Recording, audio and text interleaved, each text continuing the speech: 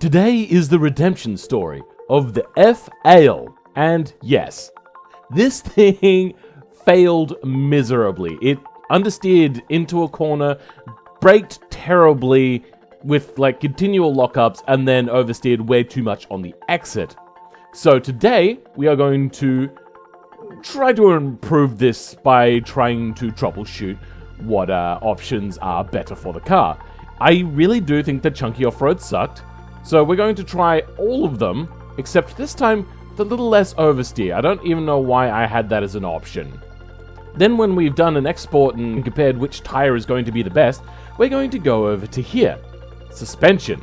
For some reason I chose Active Sport, and I'm not entirely sure why. And we're going to compare the best tire on each one of the best suspension setups for off-road. So this one is fairly good, but so is Hydro Pneumatic. And for some reason, so is Active Comfort. And for good measure, we're also going to check out Progressive and Standard on the best tire. But first, time to export these.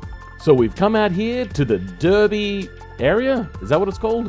Derby Arenas is what it's called. Yeah, my bad. And we have our cars lined up. We have the basic chunky, we have the hard long life, we have the medium compound, the soft compound, and the super soft. Now, with any science experiment, we must create a theory. The theory is that chunky off-road sucks balls. And I'm going to say that the best off-road is probably going to be somewhere around here. Now, we are going to do our first experiment, which is lining up right here, and then seeing how fast we can get by this building. And this car is very powerful. It's got nearly 500 kilowatts. This is like 480 kilowatts. So it's probably going to wheel spin all the way down there. Alright, we ready for experiment 1? Now I may have to go to the footage to see exactly how we do, but let's give it a whiz bang. Now no clutch jumping, we're just going to go there, I'm going to try our hardest. Looks like we had plenty of traction. Well, that sucks. Now with the hard long life.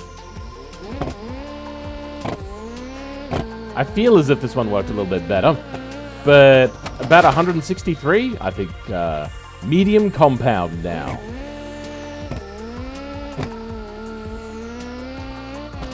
That looked like we got a little bit more speed. Now, soft compound, I'm going to guess, is going to be the last good one for off-road. I get the feeling that semi-slick should be a lot worse.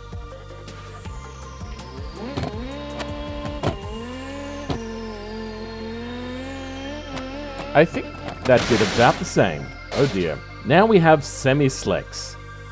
This should do really badly here, but we're about to find out.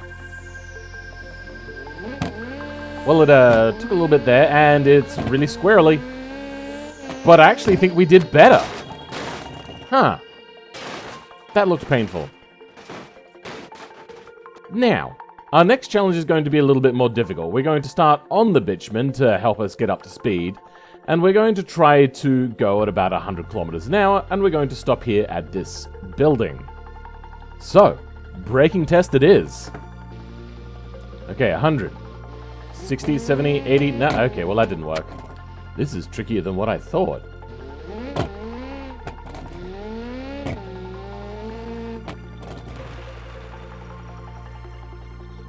And here we have our first braking test. I am struggling to do this properly, but yeah, okay. Can you not slide away? That'd be great. Well, here's the braking marker for number 1.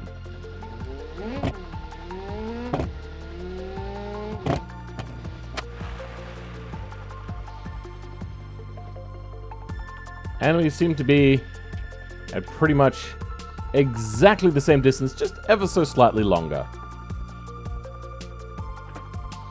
Okay, medium compound braking test.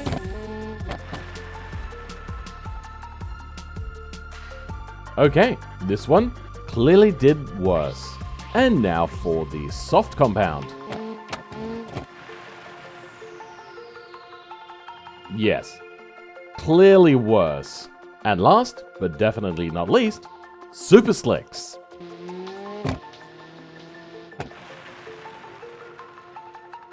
it seems, unfortunately, that it's not a whole lot different.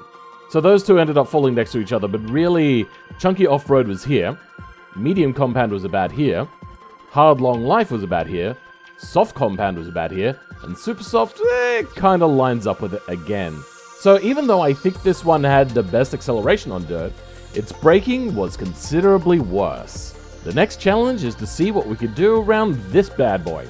We're going to do Dirt Oval, and we're going to do 3 laps. I think that's a much better experiment, because we get to average out the times. And away we go on these chunky off-road tires. We're going to try to maintain a maximum slip angle? I'm not sure what you want to call it.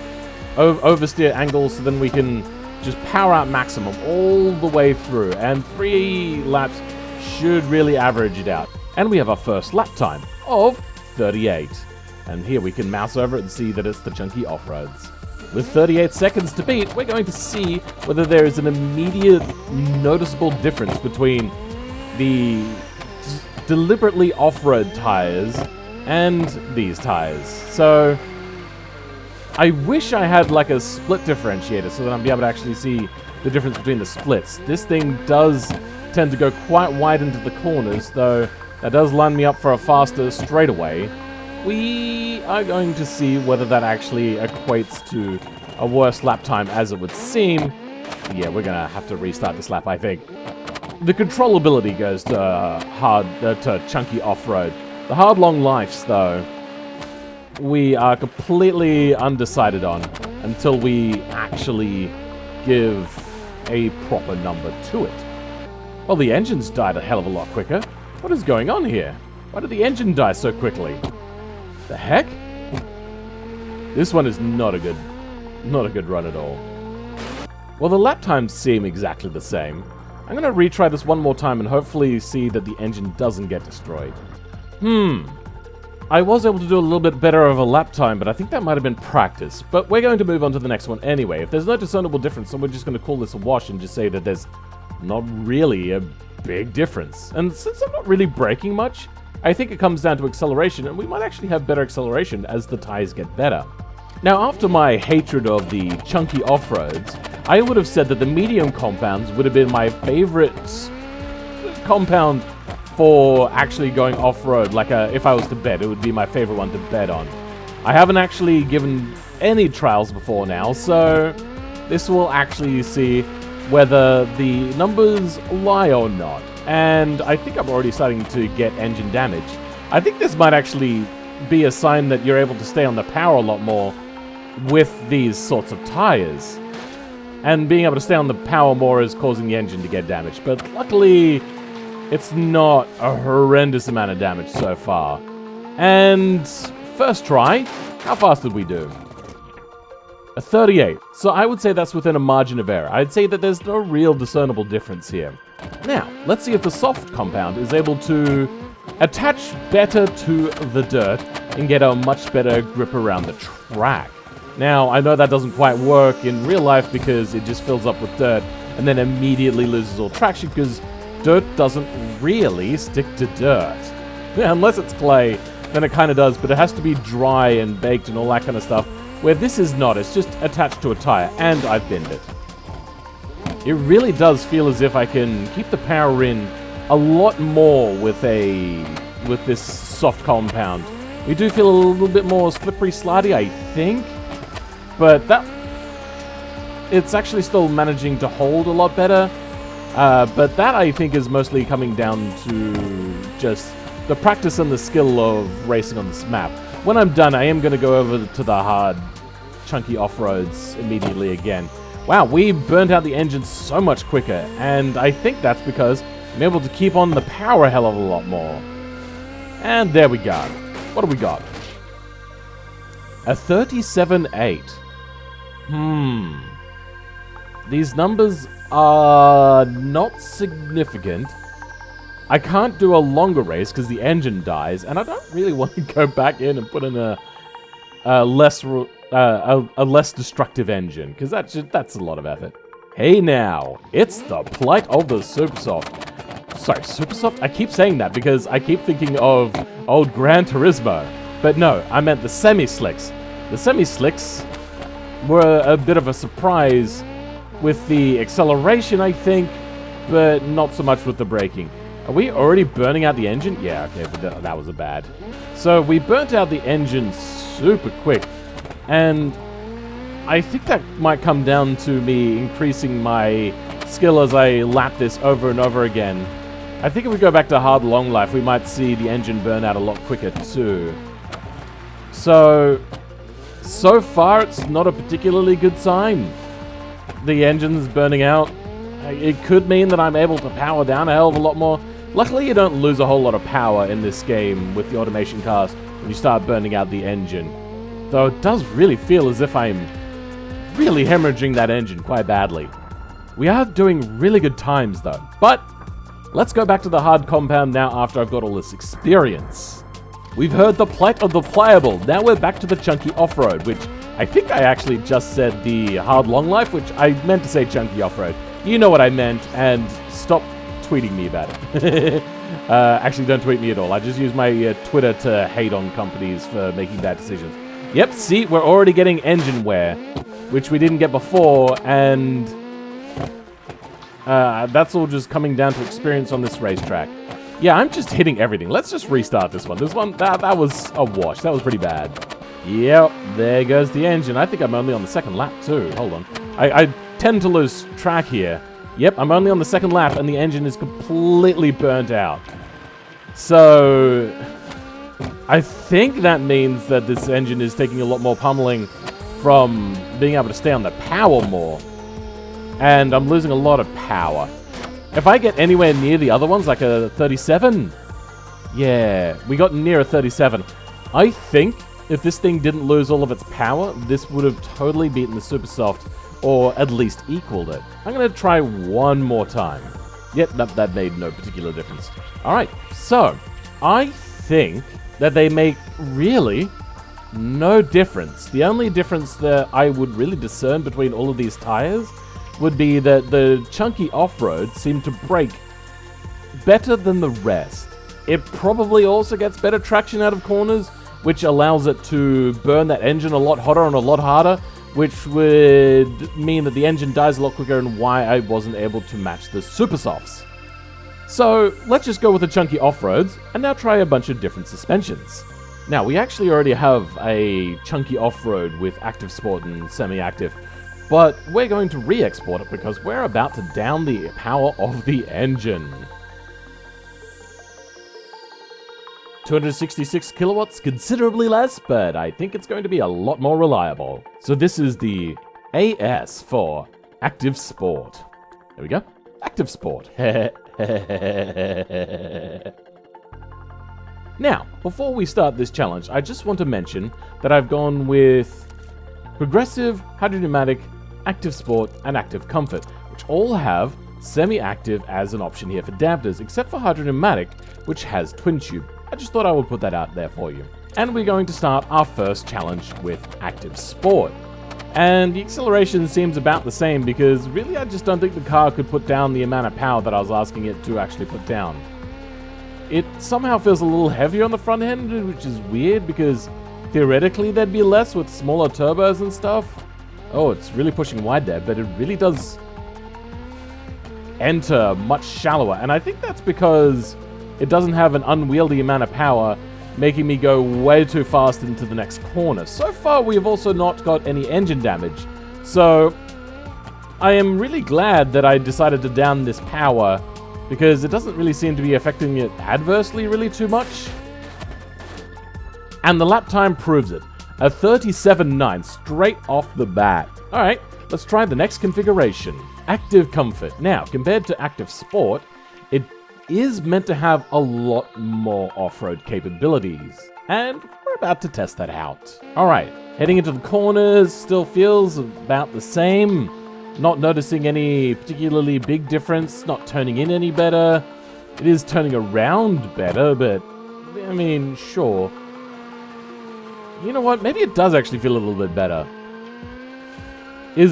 Are tires a little too hard to program? But suspension, because it is so important to get the geometry right, that they actually tackled the the suspension geometry a lot sooner and actually got it perfected more than the Tyres.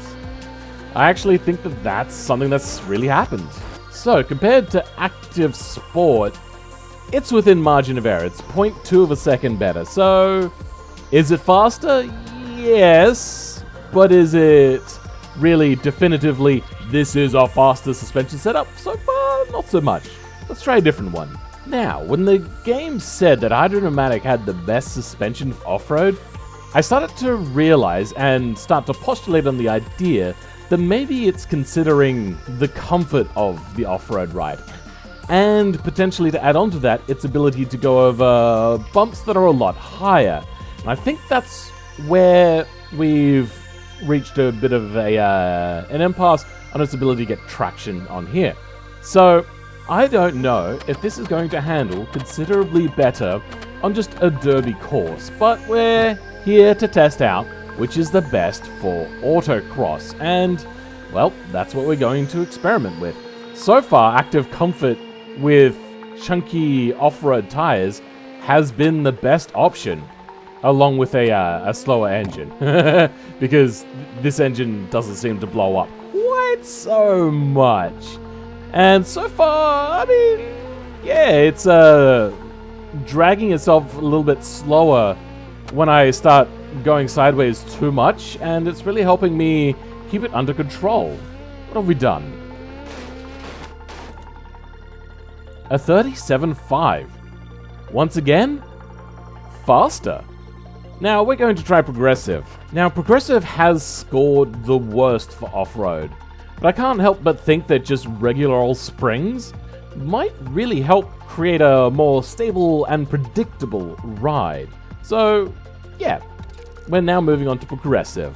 Really though, I just don't know. If this one does particularly worse, we'll know that the off-road ability graphs are actually true, and not just there for helping the game figure out whether a car fits into a certain market or not. So far, though, it doesn't feel a whole lot different. I am finding myself being pushed out wide a lot more. Not sure if that's because it's just not allowing me to have the extra grip I need to stay down low, or if it's because I'm actually getting a lot more grip, which is allowing me to accelerate a lot harder and causing me to have issues as I enter the next one. My lap time is better. Huh? It beat the Hydromatic by, I mean, a decent number? It's not nothing, but we're going to try active sport again to see what we do. And if I do better in active sport, then we'll just know that it's me getting more experience. And the results are coming in. Okay. So I think it's just actually down to experience, because now we've done a whole lot better. So I think we have our answer. With Autocross, there's just no making it better than what it is, unfortunately. You just have to be good at the game. Upon reviewing this footage, I thought I would actually just bring in the point that I've only really tested the dirt side here, so I would suggest finding the balance for actual Autocross. If you're doing just rally stuff, that's different. I would suggest just going the chunky off-roads, and then the suspension doesn't particularly matter too much. But if you're doing Autocross, find a suspension that's more suited to road, and then choose a tire that'll do more what you want. A semi-slick will probably do really good for both, not so much for the braking, but it'll drive quite well on dirt, but also very well on bitumen. Does that mean I have to practice more? Come on!